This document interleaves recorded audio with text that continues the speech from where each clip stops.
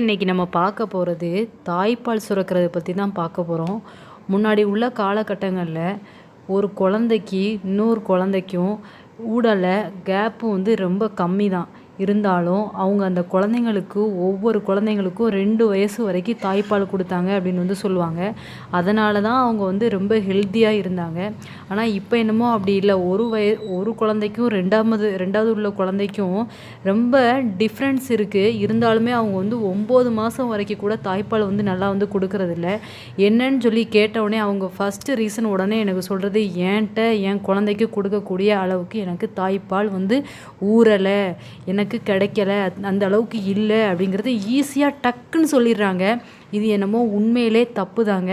அவங்க உண்மையிலே அதிகமான அளவு அதுக்கு தகுந்த மாதிரி உணவு எடுத்துக்கிட்டால் கண்டிப்பான முறையில் தாய்ப்பால் சுரக்கிறதுக்கு அதிகமான வாய்ப்புகள் இருக்குது. ஒரு பொண்ணு அம்மாவாக போகிறாங்க அப்படின்னா அவங்க குழந்தையில பேபி உருவாகிருச்சு. அப்போ அவங்க கர்ப்ப காலத்தில் இருக்காங்க. அந்த காலந்தொட்டே அவங்க ஹெல்த்தியான ஃபுட்ஸ் எடுத்துக்கலாம். இப்போ நம்ம பார்க்க போகிற உணவு வகைகள் எல்லாம் எடுத்துகிட்டு வந்தாங்க அப்படின்னா அவங்க தாய்ப்பால் சுரக்கிறதுக்கு அவங்களுக்கு நிறைய வாய்ப்புகள் இருக்குது. ஆனால் அந்த காலகட்டங்களில் ஒரு சில உணவுகளை அவங்க சாப்பிட முடியாது. எதனால் அப்படின்னா அவங்களுக்கு வாமிட்டிங் ரொம்ப அதிகமாக இருக்கலாம். அந்த காலகட்டங்களில் அவங்களுக்கு பிடிக்காத உணவாக இருக்கலாம், சாப்பிட முடியாத உணவுகளாக இருக்கலாம். அதனால் சாப்பிட்ருக்க மாட்டாங்க. ஒரு சிலவங்க என்னோட குழந்தைங்களுக்கு அதிகமான அளவு தாய்ப்பால் கிடைக்கணும் அப்படின்னு நினச்சி ஒரு சிலவங்க அதையும் கூட அட்ஜஸ்ட் பண்ணி சாப்பிட்றவங்களும் இருக்காங்க.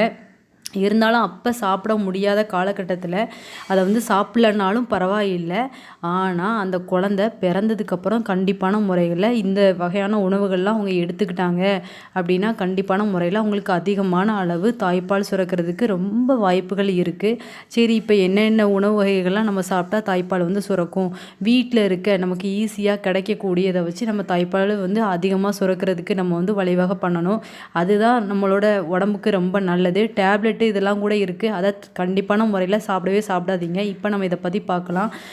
வெந்தயம் நம்ம அன்றாடம் டெய்லி ரசத்தில், சாம்பாரில் இதெல்லாம் யூஸ் பண்ணுறது வெந்தயம். நம்ம வீட்டில் ஒவ்வொரு வீட்லேயும் கிச்சனில் இல்லாததே இல்லை. இது எல்லாரோட கிச்சன்லேயும் ஈஸியாக நம்ம எப்போதும் வீட்டில் வச்சுருக்கக்கூடிய ஒன்று. இதை எப்படி யூஸ் பண்ணால் தாய்ப்பால் சுரக்கும். நல்லா ஒரு 200 ml பசும்பால் எடுத்துக்கோங்க. அதில் ஒரு ஸ்பூன், நல்லா ஒரு ஸ்பூன்னா 2 பேருக்கு டீ போடுறதுக்கு நம்ம எவ்வளோது எடுப்போம் அந்த அளவுக்கு நல்லா வெந்தயம் எடுத்து, அந்த வெந்தயத்தை நல்லா அதில் காய்ச்சி எடுத்து, அது கூட உங்களால் குடிக்க முடியாத பட்சத்தில் கொஞ்சோண்டு சர்க்கரைனா என்னது, வெல்லம், அதை சேர்த்து சாப்பிட்றது மூலமாக கண்டிப்பான முறையில் தாய்ப்பால் அதிகமாக சுரக்கும். அப்படி இல்லைனாலுமே சோறு வடிக்கிற தண்ணி, வடுதண்ணி, அந்த தண்ணிக்குள்ளேயும் இந்த வெந்தயத்தை நல்லா ஊற வச்சு, அந்த சூடோட ஊற வச்சாலே வெந்த மாதிரி ஆயிரும். அப்படி வேகாத இதில் இன்னும் கூட நம்ம அதை நல்லா சூடாக்கி வேக வச்சு அந்த தண்ணியை குடிக்கிற மூலமாகவே அதிகமாகவே தாய்ப்பால் சுரக்கிறதுக்கு வாய்ப்பு உண்டு. இதை நீங்கள் தாய்ப்பால் ஒரே நாள் குடித்தவுடனே சுரக்கலை அப்படின்னு மட்டும் நினைக்காதீங்க. கரெக்டாக 1 வீக் நீங்கள் தொடர்ந்து குடிச்சு பாருங்கள். உங்களுக்கு அப்போவும் டிஃப்ரெண்ட் தெரியலனா ஒரு நாளைக்கு 3 தடவை 4 தடவை குடிச்சு பாருங்கள். கண்டிப்பான முறையில் டிஃப்ரென்ஸ் உங்களுக்கு தெரியும். நல்லா பால் ஊறும் அந்த குழந்தைக்கு. இதனால் கண்டிப்பான முறையில் நோய் எதிர்ப்பு சக்தி மேலும் மேலும் அதிகமாகும். நீங்கள் ஹாஸ்பிட்டலுக்கு போகவே தேவையே இல்லை. 2வதாக நம்ம பார்க்க போகிறது டேட்ஸு. கர்ப்பம் ஆனதுலேருந்து அவங்க டேட்ஸை சாப்பிட்லாம். ஒரு சிலவங்களோட பாடி ஓவர் ஹீட்டாக இருக்கும். அவங்க டேட்ஸை சாப்பிட வேண்டாம் அப்படின்னு டாக்டர்ஸ் ஒரு சில பேர் சொல்லலாம். அப்படியான காலகட்டத்தில் நம்ம சாப்பிட வேண்டாம். இல்லைன்னா கர்ப்பம் தொட்டு அந்த குழந்தைக்கு தாய்ப்பால் கொடுத்து முடிக்கிற வரைக்கும் கண்டிப்பான முறையில் அவங்க டேட்ஸு சாப்பிட்டு வந்தாங்கன்னா நல்லா பிளட்டு சர்க்குலேஷன் ஆகும், நிறைய பிளட்டு ஊறும்.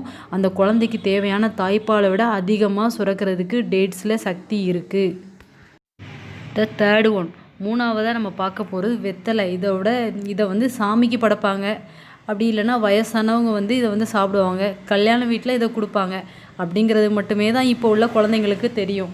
ஆனால் இதில் மருத்துவ குணங்கள் நிறைய அமைஞ்சிருக்கு. அது என்னதான் இருக்கும் அப்படின்னு, தாய்ப்பால் சுரக்கிறதுக்கு வெத்தலை கூடவா பயன்படுது? கண்டிப்பாக பாருங்களேன் வீடியோ. இந்த வீடியோ நீங்கள் ஃபுல்லாக பாருங்கள், ரொம்ப ஹெல்ப்ஃபுல்லான டிப்ஸ் கிடைக்கும். சரி, வெத்தலை வச்சு என்ன பண்ணலாம் அப்படிங்கிறத பற்றி பார்க்கலாம். வெத்தலை என்ன செய்யும் அப்படின்னா, வெத்தலையை ஒரு மெழுகுவர்த்தி வச்சு இந்த வெத்தலையை வாட்டி அந்த வெத்தலையை அப்படியே எடுத்து நம்ம மார்பகங்களில் கெட்டணும். அப்படின்னா இப்போ சுற்றி மார்பகங்களை சுற்றி கட்டணும். ஒரு ஒரு மார்பகங்களுக்கு அவங்களோட மார்பகங்களுக்கு எவ்வளோ பெருசாக இருக்கோ அந்த அளவுக்கு வெத்தலையை வந்து வாட்டி சுற்றி சுற்றி ஒட்டி இந்த சூடோடு ஒட்டினா மார்பகங்களை கண்டிப்பான முறையில் அந்த வெத்தலை வந்து ஒட்டிக்கிடும்.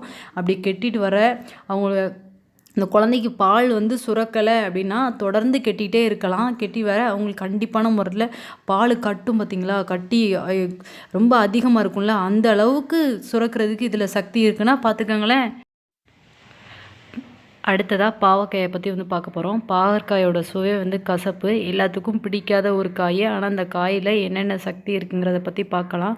இந்த காய் மட்டும் இல்லாமல் இதோட இலை இருக்குது பார்த்திங்களா, அந்த இலையை வந்து நல்லா வதக்கி அதை வந்து இது மேலே நம்ம மார்பகங்கள் மேலே வந்து பத்து போடுவாங்கல்ல, அது மாதிரி நல்லா டைட்டாக கெட்டிட்டு வந்தாலும் பால் வந்து ஊறதுக்கு அதிகமாக சக்தி இருக்குன்னு சொல்கிறாங்க. இதை விட முக்கியமான என்னன்னா சர்க்கரை நோய்க்கு உள்ளவங்க வந்து இதை வந்து யூஸ் பண்ணுறாங்க.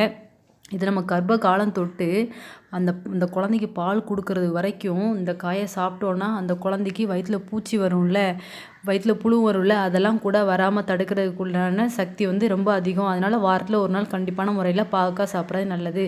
அடுத்ததாக அருகம்புல் சாமிக்கு, அதாவது என்ன சாமிக்குன்னா கணபதிக்கு படைக்கக்கூடிய ஒன்று. இதுலேயுமே தாய்ப்பால் சுரக்கிறதுக்குள்ள சக்தி வந்து ரொம்ப அதிகம்.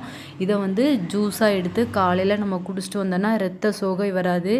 எப்போ நம்ம வந்து கர்ப்ப காலம் தொட்டு அந்த குழந்தைக்கு பால் கொடுக்குற வரைக்கும் அந்த குழந்தை வந்து நம்ம பால் கொடுக்கும்போது என்னென்னா நம்மளோட பிளட்டில் தான் அந்த குழந்தை வந்து வாழ்ந்துட்டுருக்கு.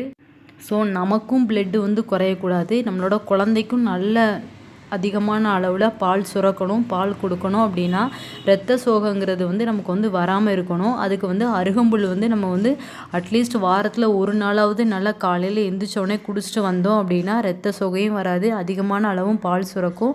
இதே போல் உங்களுக்கு வந்து நியூஸ் அப்டேட் ஆகிறதுக்கு தமிழ் ஃபிலிம் சேனலை சப்ஸ்கிரைப் பண்ணுங்கள். அதோடு சேர்ந்து பக்கத்தில் இருக்க பெல் பட்டனையும் கூட கிளிக் பண்ணுங்கள். அப்போ தான் உங்களுக்கு இதே போல் வீடியோஸ் வந்து அப்டேட் ஆகும். உங்களுக்கு ஏதாவது இதை கமெண்ட் பண்ணணுன்னா நீங்கள் லைக் பண்ணுங்கள், கமெண்டில் தெரிவிங்க, ஷேர் பண்ணுங்கள். தொடர்ந்து இணைந்திருங்கள் நம் தமிழ் ஒன் ஃபிலிம் சேனலுடன்.